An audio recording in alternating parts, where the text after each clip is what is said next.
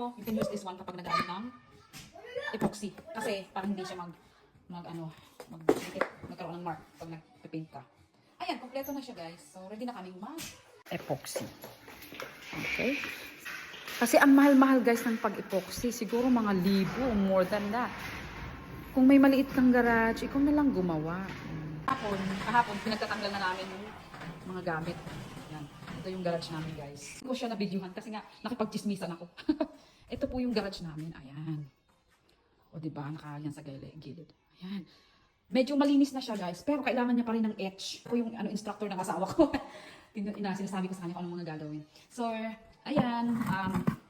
Sabi ko sa kanya, ilagay na i-mix niya dyan yung etch and everything. Tapos meron kong binili na pang ano tawag dyan? Yung pang water ng plant, ididilig mo siya sa floor.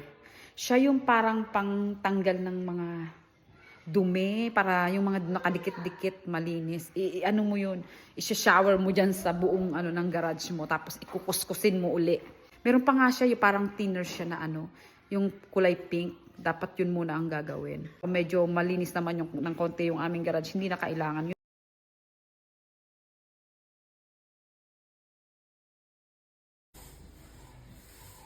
Laborer na libre. Walang bayad.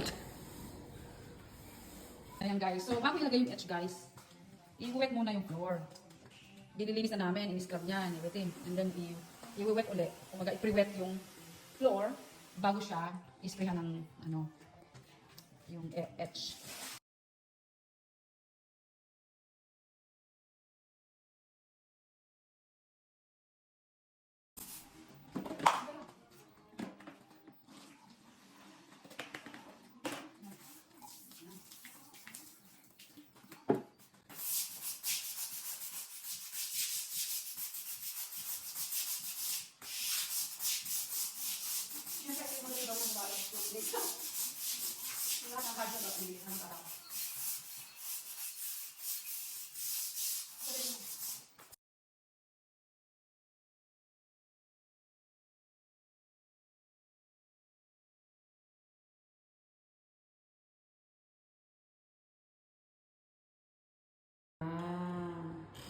Tingnan nyo dyan. Ang ganda na, malinis na uli.